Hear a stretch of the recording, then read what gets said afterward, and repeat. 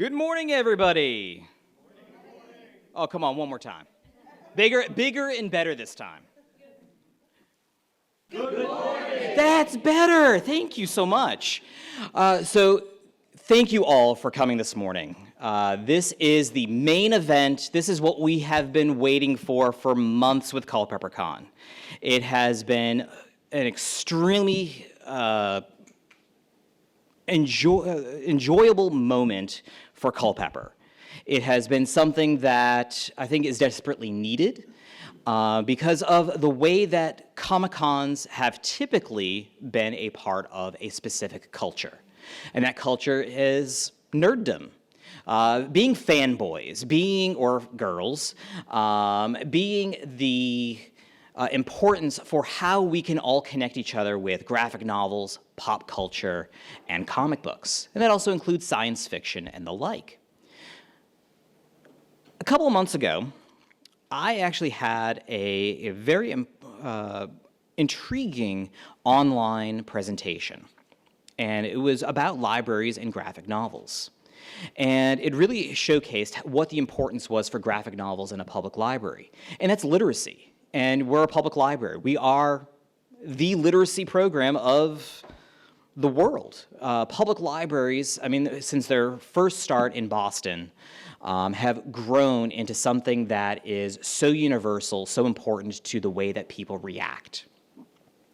But during this particular meeting of library graphic novels, I was just kind of hesitant of being a part of it. It was online, and I'm not a big fan of online presentations, if I can tell you right now.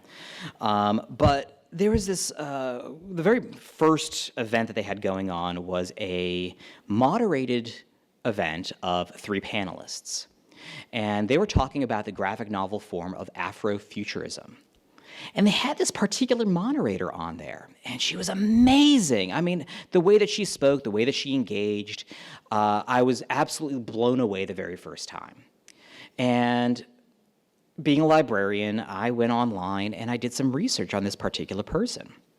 And I found out that this particular Dr. Grace Gipson is a professor at Virginia Commonwealth University.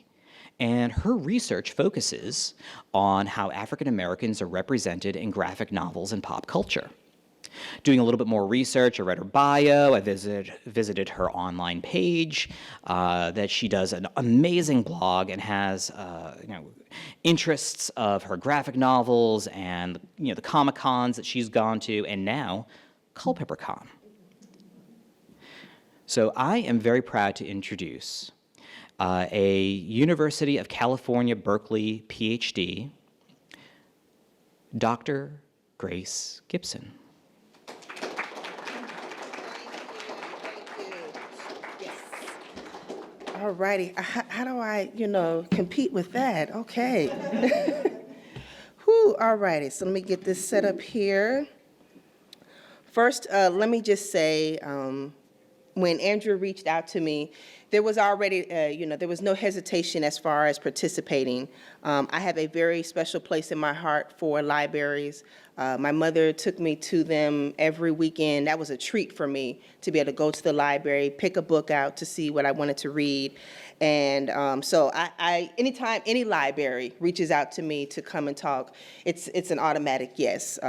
Because in many ways, libraries saved my life. They offered me a space to feel like I belonged, and they gave me a space to really discover what it is that I love and treasure, and comics is definitely one of those.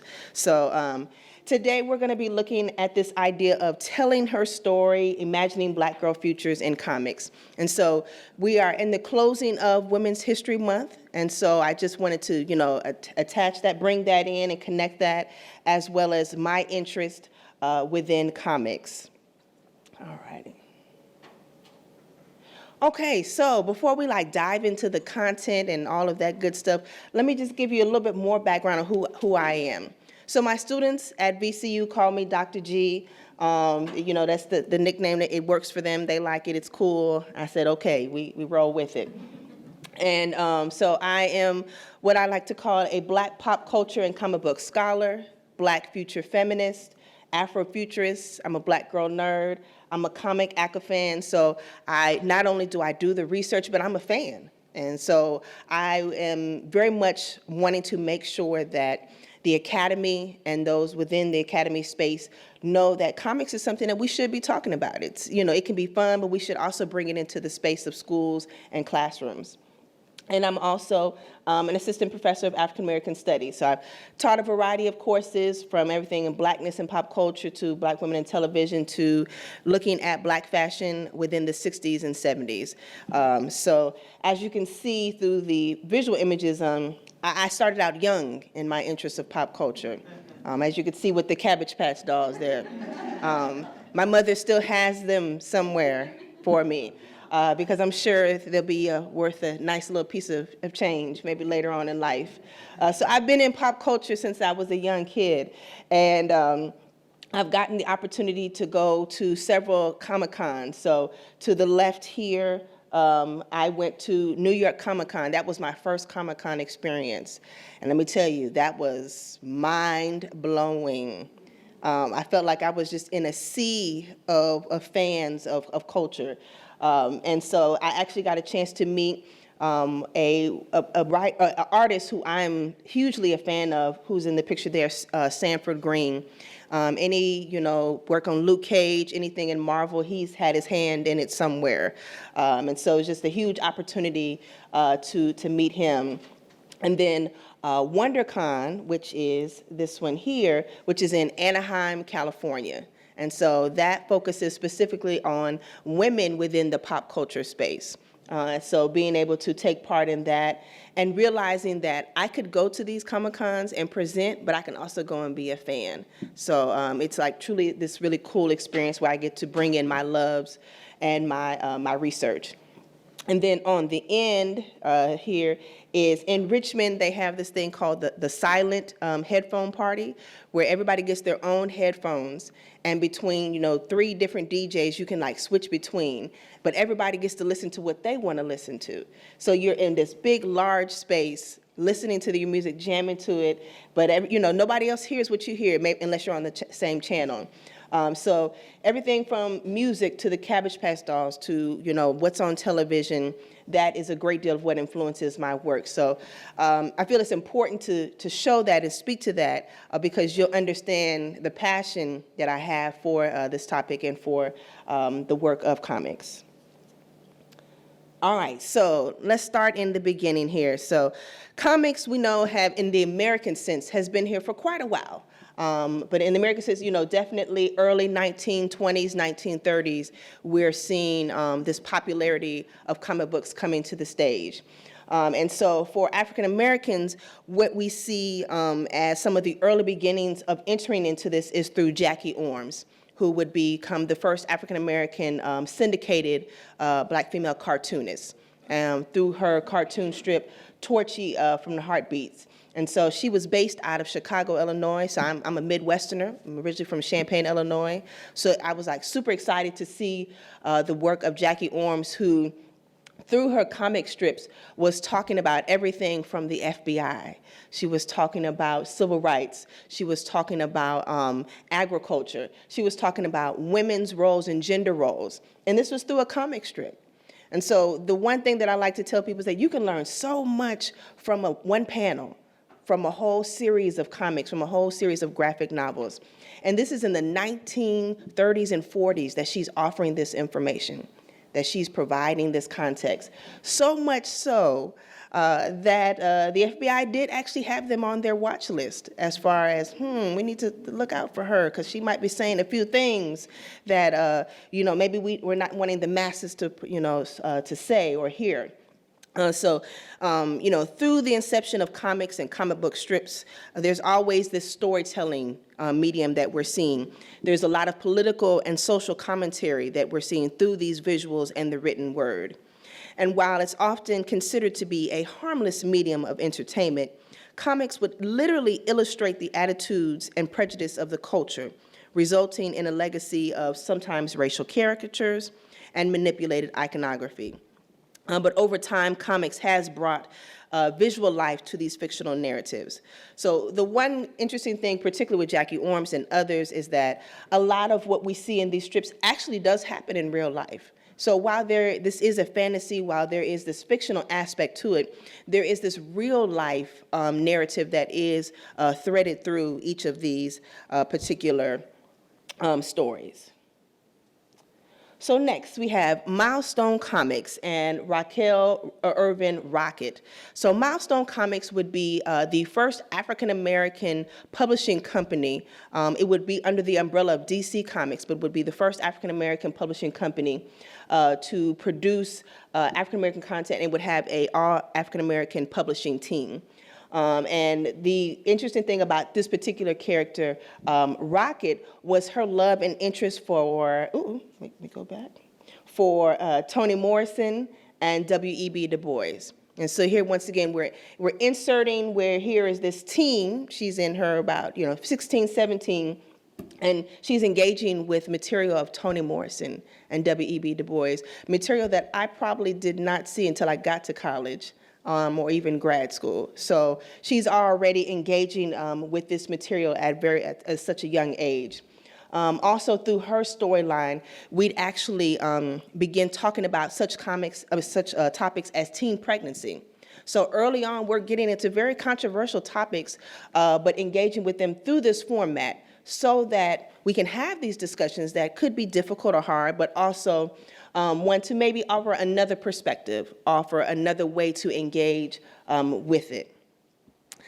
So next we have Sojourner Jo Mullein, Far Sector from DC Comics. So she would be one of the first African-American female Green Lantern. And so, you see, I'm mixing it up here for you all. So I'm giving you a little Milestone, giving you a little DC. You'll definitely get some Marvel in here as well. And I'm gonna even give you a few indie comics from outside of the US. And so with Far Sector, this would be a limited series housed under DC Comics Young Animal Publishing. It would also be the comic debut of sci-fi writer N.K. Jemisin, who is pictured here, and would also feature the art of Jamal Campbell. Far Sector introduces a new Green Lantern named Sojourner Jo Mullein, who we're definitely seeing some intentionality with the naming. Anybody happen to know maybe who she might have been named after? Any guesses? Sojourner Truth, yes, that would be her. And so Sojourner is recruited to keep the peace on this far distant planet. We have a very confident Black female heroine who's also has her own fears, but she's human. But she's also a superhero as well. So it's this part sci-fi mystery, part commentary on the state of the nation. So we're blending Afrofuturism, we're blending feminist politics in here. We're also looking at what does it mean to have a young adult who is not even 20 having to take part in saving the world. That's a huge responsibility that one has to think about and consider there. And so, as a standalone telling of a fictional story steeped in the reality of police violence, protesting, and suppressed voices that are being heard, we're seeing through Jemisin's writing and Campbell's art that readers get the feeling of a blend between this alien, foreign, and familiar with this technology advancement, and also the ways in which we can diminish racial and oppressive divisions. Far Sector as a comic is also part of this mainstreaming publishing company, and allows the opportunity to visually see how a Black young girl can be at the front and center in the Green Lantern universe. Considering oftentimes Black girls within comics have been either minimalized, made invisible, or not even just simply seen, it's necessary and important to see her in this particular role. And also a celebration of this artist team of Jemisin and Campbell. So next we have Agents of the Realm by Mildred Lewis. So I wanted to throw in a few web comics And so the great thing about comics is you can access them in so many different ways, whether it's on your cell phone, whether it's on your iPad, whether it's in a web form, or in the actual, physical copy. And Agents of the Realm is one that takes place in this kind of another sci-fi universe, and it takes place at a high school. So you have a group of 5 girls who are arranging from identifying as queer, Latinx, African American, to Asian American. So there is different voices that are being showcased and broadcast through this realm. And here they're talking about their experiences as young adults in high school. But at the same time, they have these powers that they're trying to figure out, how do they use them? How do they make sure that the world that they're living in is safe for not only them as young adults, but also for the other people who are inhabiting the space as well. And so here we're getting an opportunity to see Black and brown voices being featured. We're also getting an opportunity to hear LGBTQ voices being presented, and through this web format, so that it provides another level of accessibility for people to read comics.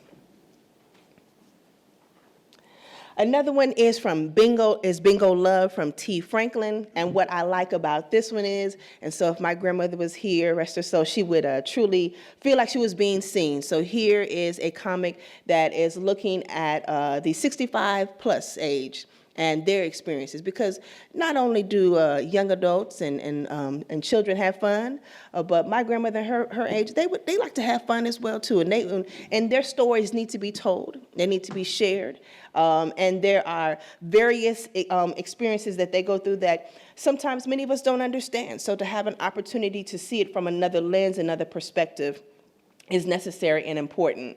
And Bingo Love is looking at a Black queer woman and a Latinx woman who, over time, grew together a relationship. They would marry early on in the beginning, have children. They were always friends, but somehow that relationship became more, and they end up becoming a couple as well. And so through their love of bingo, because they met at a bingo hall, that would be this way of looking at aging. So here we're having an opportunity to talk about the aging process. We're also looking at the way in which stereotypes that are placed upon this idea of ageism, and what they're capable of doing and what they're capable of saying and speaking to.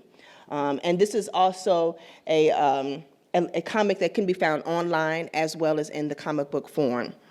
So I felt it necessary to not only just express the stories in the hard copy format, but also through the web format as well.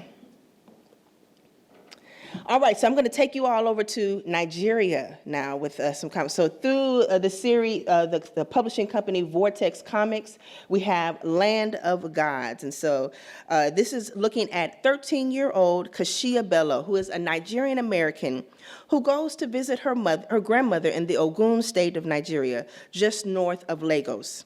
She steps through a magical mirror into a world of gods and other creatures to find that she is destined to save humanity.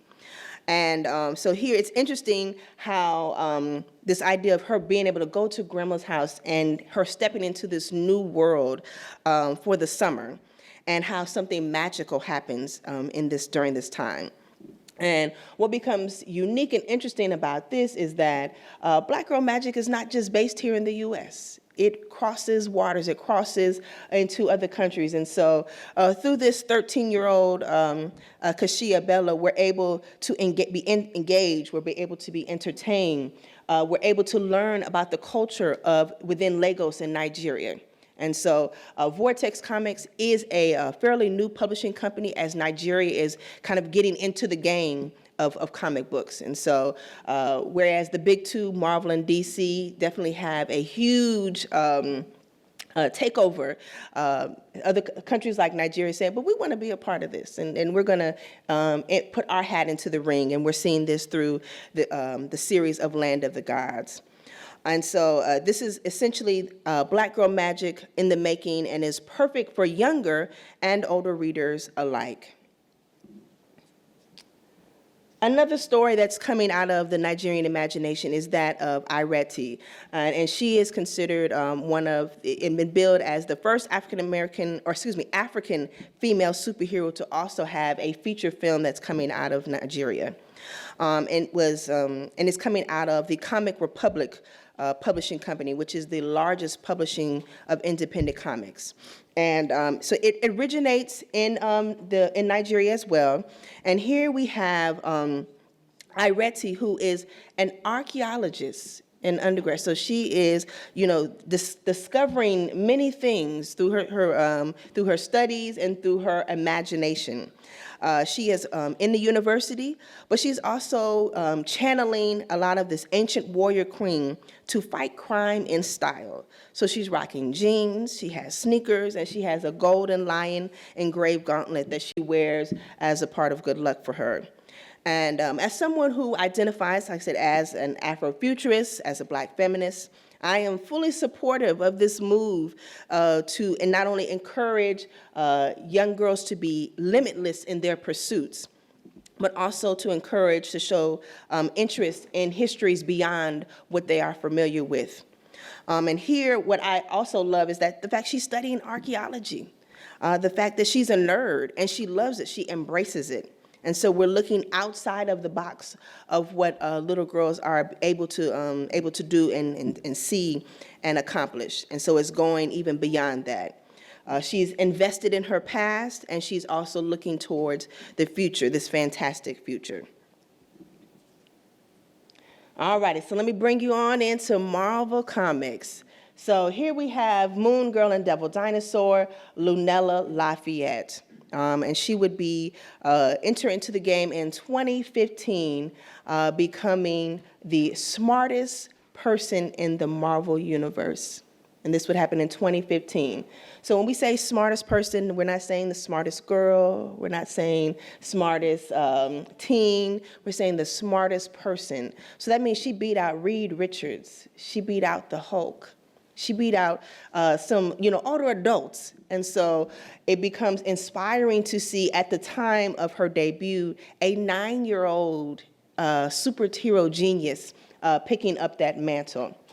And so much so that her sidekick would be a big red dinosaur who, goes along with her on her journeys as she fights crime. She's based out of New York, so we're, kind of bringing it back here stateside.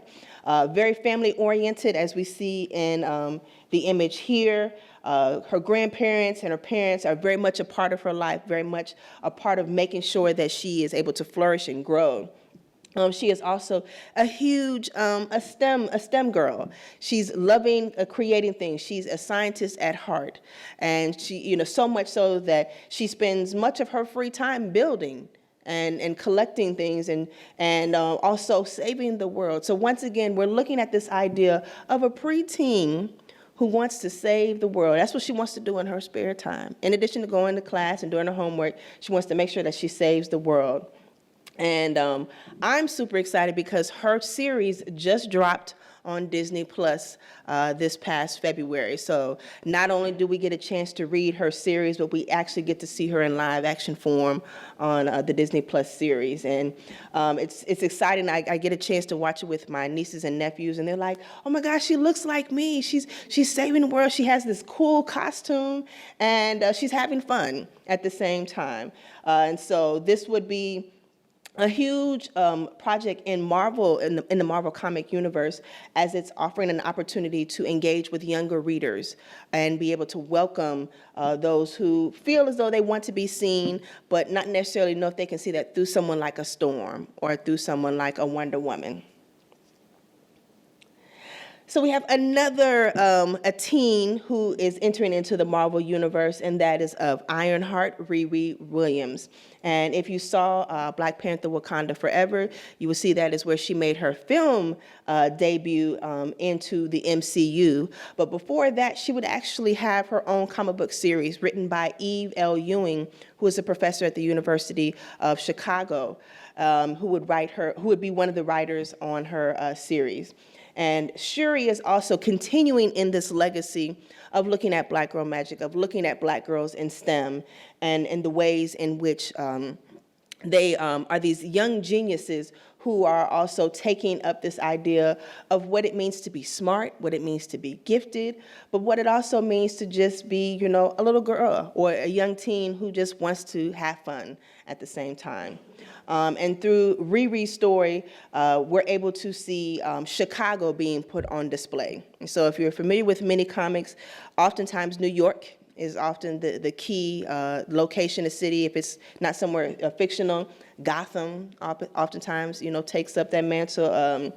And so to have Chicago, a very real city, be one of the characters within this series is also an opportunity to engage with what's going on in that city and through this eyes of this young teen. Through Riri's character, we also, this was about, I believe, 2016, 2017, MIT would use her image and actually create a short video as part of their admissions campaign to announce the students who were coming into the incoming class.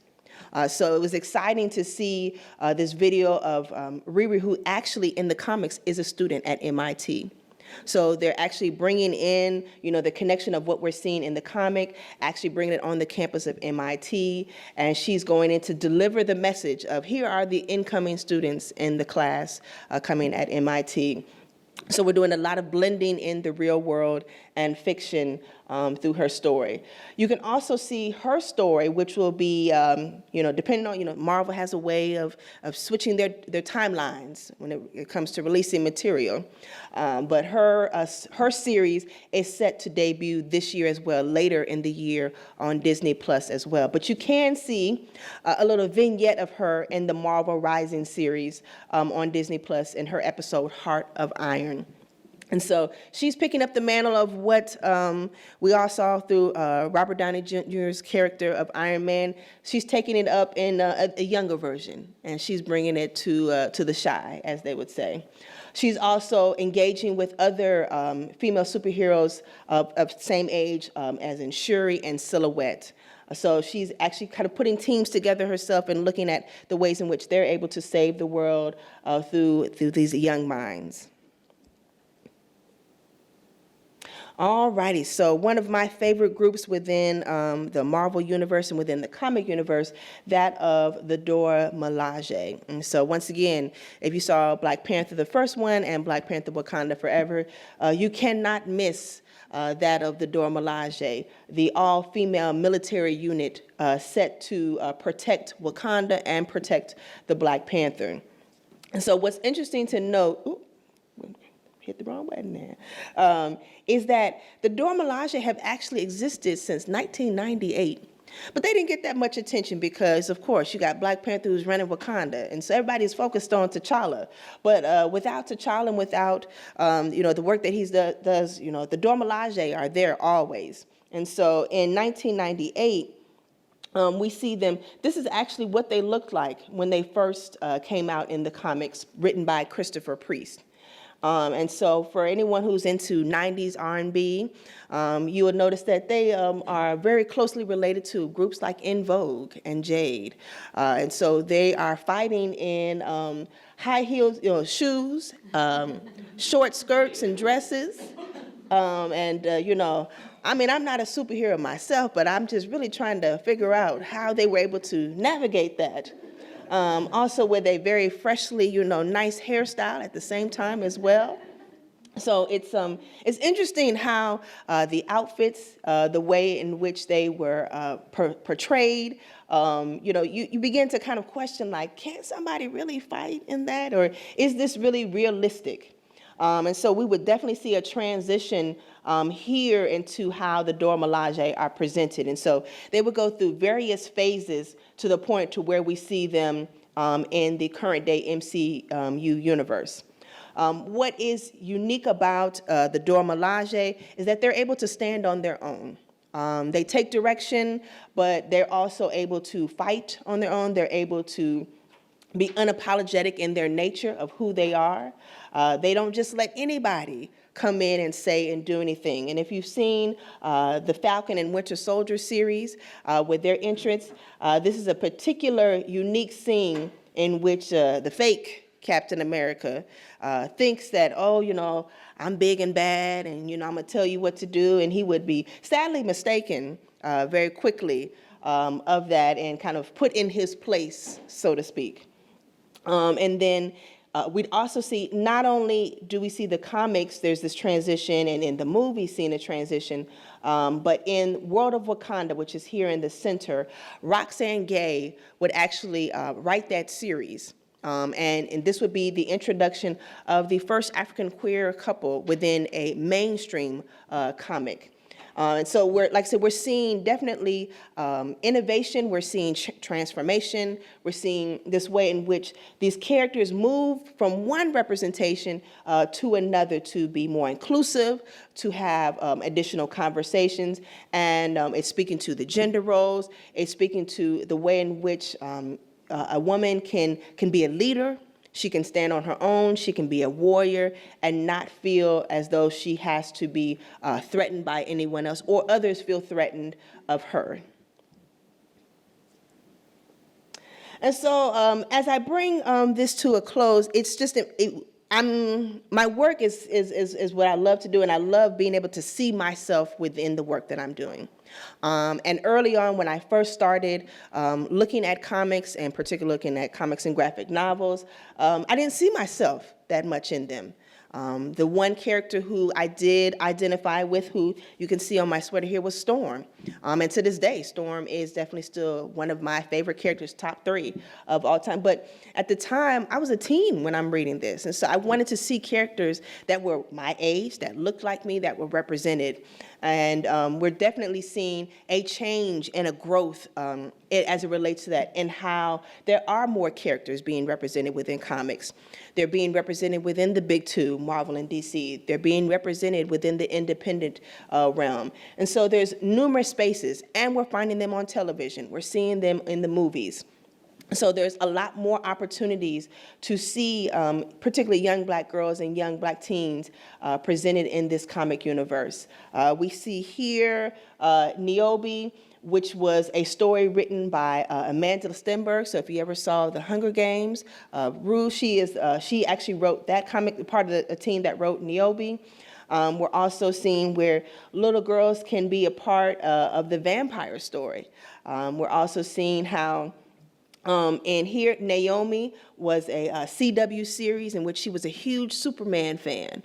And so we get this opportunity to see also a continuation of Black girls in STEM, and the ways in which they can also be superheroes in these very small towns. And so she's from Port Oswego.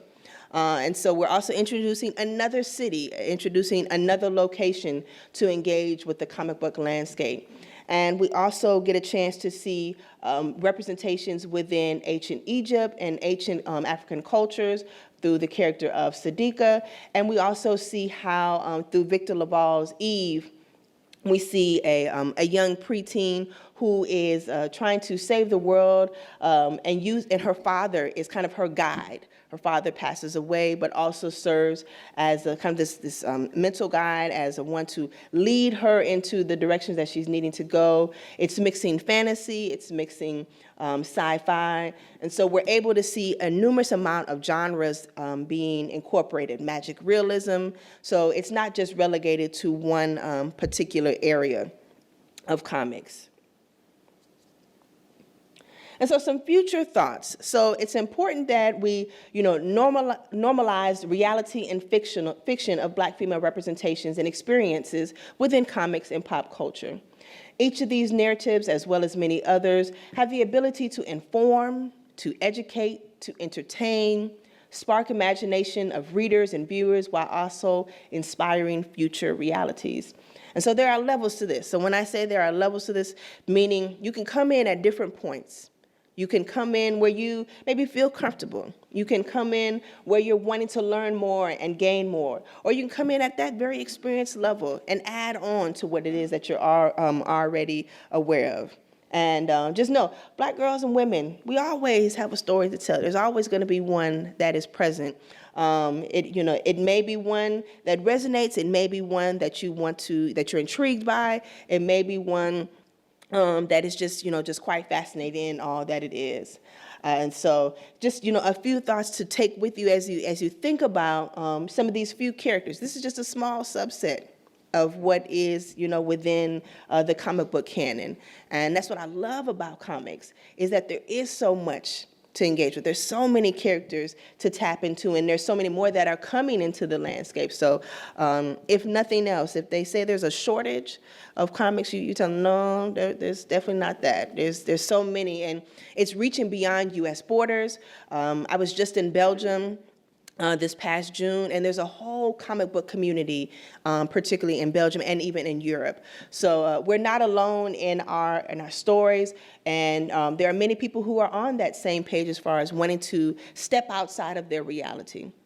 For me, comics was that space where when I just wanted to not be in the real world, I would pick up my comic and I would kind of go into the world of where these characters were for that brief moment in time. And then I would realize I do have to come back because I have to pay bills. I have to, have security. We have to do all that. But for that, moment in time, it does take you away, and it does allow to escape. It does inform. Which is important why, as Andrew was mentioning, the importance of why comics need to be a part of literacy. Many people, and children in particular, studies have shown they've learned to read through comics.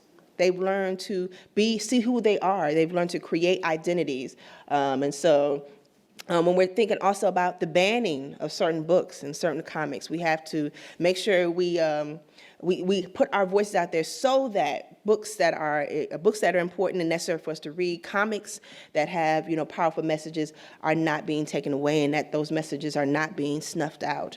So I thank you all for being a part of this journey with me, and engaging with a little bit of Black Girl Magic here.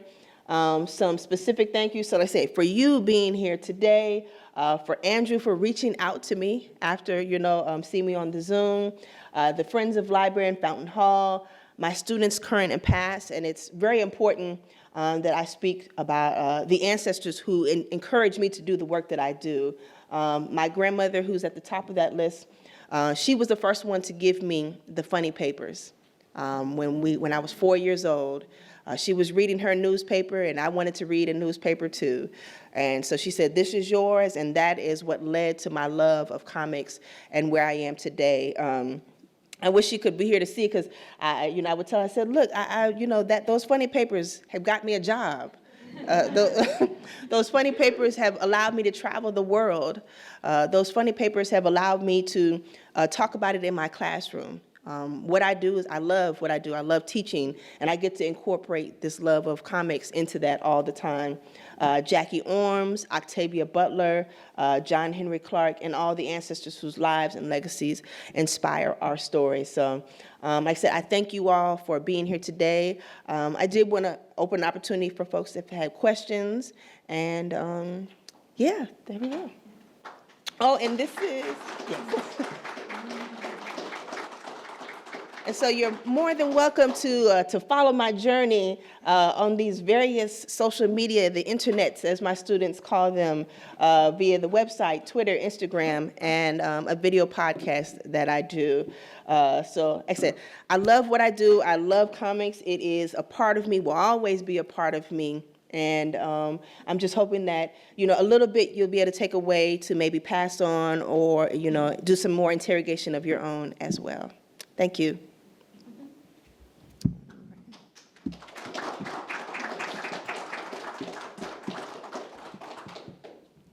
Yes. Dr. Gipson. Was that it? I wanted to offer, an opportunity for those that have questions. No, they can't answer questions. The portal is going to close. No, it will not close just yet. The portal's not closed. Not just yet. Not just Oh, yet. goodness. Okay. I was afraid for a second. No, not at all. Not at all. No. So yes, and by all means, it could be about my work. It can be about however. Yes. So yes. What's your favorite comic? So right now I am very much into reread, like that's my thing now, the Ironheart series. Anything that Storm makes an appearance in, I'm always there in it. I've also been engaging with Miles Morales a lot as well. And let's see, who else am I tapping into? Those are the main ones, and partly because I'm working on a book project, and some of those are characters that are being featured. So that would be the main folks right now that I'm focusing on. So yeah. Yes. So my kids are very much into comics, and this is my first time ever coming to an event like this. And so as an older young lady Yes. that I am, I'd like to know, where would I start? What would be the best place to start? Well, you're right here in the library, so you know you're already, you don't have to go too far. And you know, so that's the great thing about, like I said, this is why the library holds a special place for me, is that it's one of the few places where you can access comics and graphic novels, and it's just a matter of like, where do you want to begin? Because there are so many different lanes and avenues of stories being told. It's a matter of like, where do you want to start? What do you have an interest, a small interest, because we can build from there. Yeah. So I would say, you know, the library is going to be your first start. Now, if you want to go beyond that, there's several sites. Comixology is one that is in partnership through Amazon, where they have a lot of free digital comics, but some that you can also purchase as well. So that's another huge, large site that I would say to kind of, you know, get your start. But the first is kind of like, what's your interest within comics? Because that, depending on what it is, I can, you know, point you in so many different directions. So it's just, do you want the superhero story? Right. Do you want the romance story?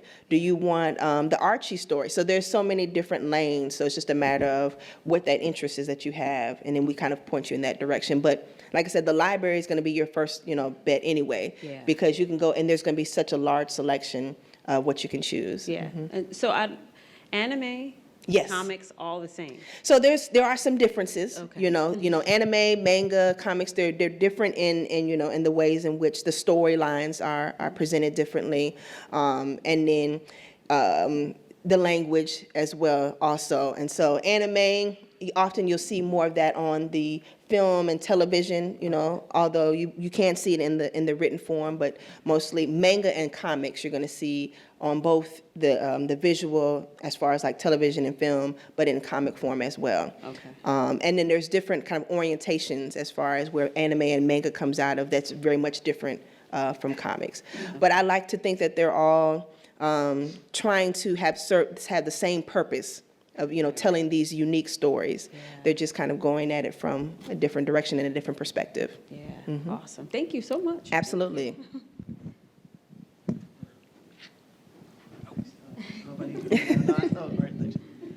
I was surprised, you have a picture of Mr. Green, that you did not include any characters from Bitterroot. Because that is intergenerational. Oh, absolutely. And actually led by matriarch. And you see the future is probably going to be a woman as well from that series. Most definitely. It's an amazing series. Oh my God, so Bitterroot is one of those, so actually as you were asking about comics, that would be another one that I would be adding to that list of my favorites. And boy, let me tell you, it was hard selecting who did I need to feature, you know. But I figure I'm going to always have Sanford up there to speak to the fact of Bitterroot. Because the one thing I also like about Bitterroot is that in the end of each comic, they have people that they interview to talk about the series, to talk about the topics that were at hand. So you get this, you know, fantasy of that you're going, you know, somewhere, and then you get to learn something in the end. So it's like a 2-for-1. And very much it's like The Walking Dead, you know, meets the Harlem Renaissance. So, Yes, it's great. We love the Harlem Renaissance with the metaphor of racism. Absolutely, yes. Monster in the room. Yes, so the monsters, you know, who is seen, you know, who are the ghosts, who are the you know, the enemies, who are the oppressors, all of that is very much presented, and hopefully, from, you know, it's been rumored that it's going to get a movie, yes, so. Do you have the inside thing? You know, I'm gonna find out. Let me find out and call them up and see. But you know, I do know that it is definitely in the process. You know, they are it has been kind of like picked up, so it's just a matter of when and how long we have to wait for it to come out. But yes, we're at least moving in the step that we know it's happening, for sure. I'll keep going. Sure. I was also interested too because she's become such a pivotal figure in DC now. And she's not a superhero, but she's very powerful, Amanda Waller. Yes. Okay, so we're referencing Suicide Squad here. But all- in general, yes. She's basically DC's version of Nick Fury. But Yes. she's a woman and a black woman. Right, So right. So we have the film version of Nick Fury with Samuel Jackson. So it's interesting how that's. And Amanda Waller is, she treads a line because sometimes she's over the line. Sometimes you're like, but wait a minute, aren't you supposed to be helping people? So she kind of has, this anti-hero, to her. She has sometimes where you might think, is she really a villain? Maybe, low key. But one thing I love about Amanda Waller is, and I have to, I wish I had the image. But there's a picture of her, basically checking Batman. And so in the image, Amanda Waller is probably about this tall, and Batman is like this tall. And she's like literally like telling him like, you're not gonna talk to me any old kind of way. And she commanded authority. Nobody was going to run over her at all, regardless of her stature and who she was. So she is a very precarious character in that she offers various conversations about women, black women particularly, in leadership over, a league in which oftentimes she is the, minority, and over sometimes where she is sometimes the only woman. So she's telling all these men what to do. And so there's control, there's the dynamics of race, there's the dynamics of, this radical politics of who gets to really change the landscape of what's happening in the world, who gets to save the day, who really wields the power. And there's a lot of disrupting of stereotypes as well, too. She was very well educated, had a family, so we're also disrupting the stereotype that, she's only just a single mother or that she's not able to, have a family. So she's able to do all of that, but still take command, of several squads. The Suicide Squad happens to be one of the popular ones, but she definitely delves into, murky waters at times as well, too, yeah. And I appreciate that because not every character needs to be rosy and nice and, happy. But there's some that, I like the villains sometimes. I want to know, what road and what they're thinking, because it gives me maybe a lens into understanding why they operated in the way that they did. So, yes. Well, I would have one more question. Because we essentially have you here, and you mentioned the subject, you're academic. What do you feel? You mentioned about, comics brings literacy, you have to read. I definitely agree with that, but I've also been chagrined in the last 20 years, definitely since 2010, modern comics are written like screenplays, really. Yeah. So there's no captions anymore. There's very little words compared to comics from 30 years or prior. Right. How do you feel about that? What's your take on that one? Yeah, and I think a lot of that has to do with the popularity of the film and television. So people are, I think there's, and I don't want to say pacified, but I feel like there's this trying to make the connection between a lot of people are taking an interest in what they're seeing in the MCU and the DC universe and what they go to the movies and watch on TV. And so there's this way of how do we bring them into the comic landscape, the actual comic book landscape? Because some people will go to the movies but never read a comic book. But this, the movie maybe allows an opportunity to kind of get a gateway into that. So I think there's this trying to bridge those worlds together, but at the same time, sometimes we are losing some of the content. We're losing some of the actual language and the words. Although I will say there are some graphic novels that have done quite successful without words. So there's one in particular from Kyle Baker on the story of Nat Turner. And there is not a single word in this graphic novel, but it's just simply images. But the images are literally telling stories from page to page. So I think it's in the manner of how it's done. I think, however, there are overwhelmingly a lot more that are doing the latter to what you're speaking about of less language. which is concerning because due to the fact that people were using these as reading tools, so what are they reading now? What is going to be the content that they're working with? So I'm hoping that we'll kind of get back to where it was in the sense of more words, more language. I think comics goes through phases oftentimes, and maybe we're just in that phase right now. Now, how long will it last? Because you're saying 2010 is like, we're talking about 10 years now. So when will we switch back to that, or will we kind of ease or transition back into that? So yes, I'm very much, because as much as I'm the one to promote it for reading, I'm hoping that it can maintain that, so that when I'm telling folks, I'm not just saying it, and people are like, but wait, I don't see it, it's not there.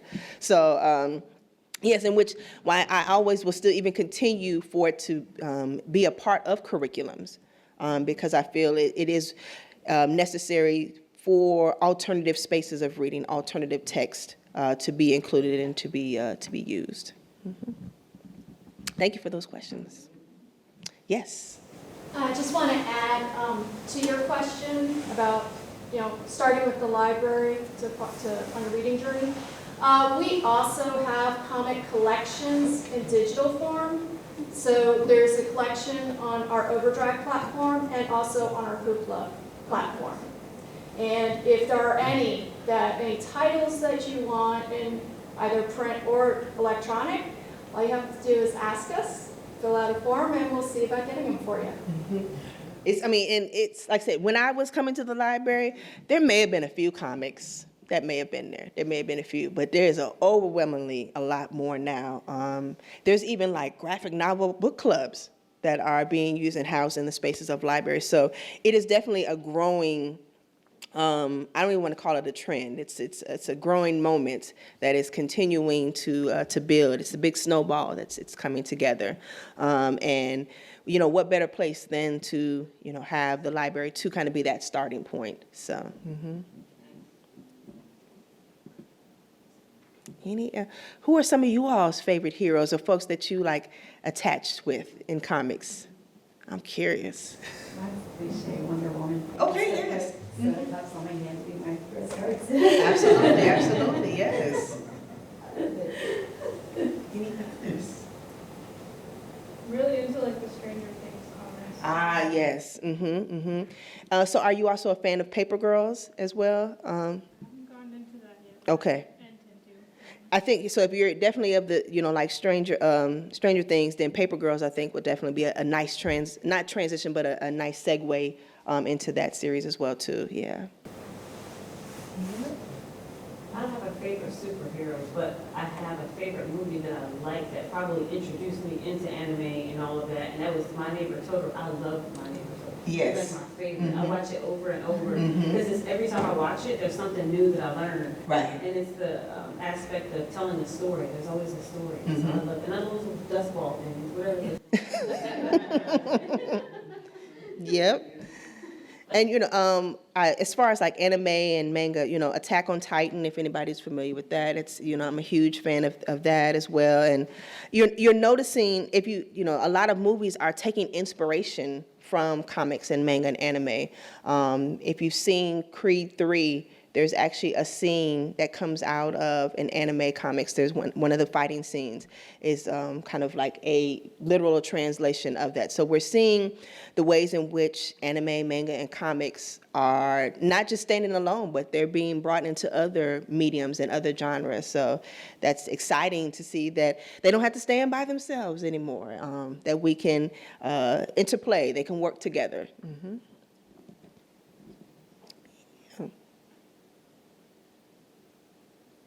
Well, I will say I also have a resource guide that I'm going to definitely make sure to share with Andrew to kind of give like this one-on-one into comics, and so that you can see where do you fit in or where maybe to begin as it relates to comics. And I can throw in some anime and manga in there as well too, because like I said, starting somewhere and then figuring out where your path leads and how much you may have an interest in it. I can remember my mother came to my master's thesis defense And I was starting my work on comics there. And every time she talks to her friends and they ask, what is Grace doing? She's got that cartoon thing going. She's got that comics thing going. And I figure if my mom can at least relay that, we're doing good here. And so she's understanding it, and she gets it. So and even her, she'll watch a show with me. She'll go to the movies when I go see the latest, whether it's Doctor Strange or whether it's the Marvels that'll be coming out. She's right there with me. So whether she's just doing it to appease me or whether she's growing in interest, she's there and enthralled just as much as I am. So it's kind of one of those, share with someone, tell someone, sharing is caring. And so you never know what might spark an interest in someone in just one text. Yeah. All righty. Well, I think we can wrap it up then. So I'll be around. So feel free to ask any other additional questions that you may have, or provide any recommendation that you may have that I should be looking into, or we can swap stories, nerd out, all that good stuff. And like I say, I thank you for this opportunity to be able to be here and to present. Truly excited. I never pass up an opportunity to nerd out. And so, there's so much serious that I have to do in some spaces. So to be able to come and feel whoo, yes, this is, I get to step into my world for a little bit. So I thank you for allowing me that opportunity to do so. Yep, and enjoy the rest of CulpeperCon.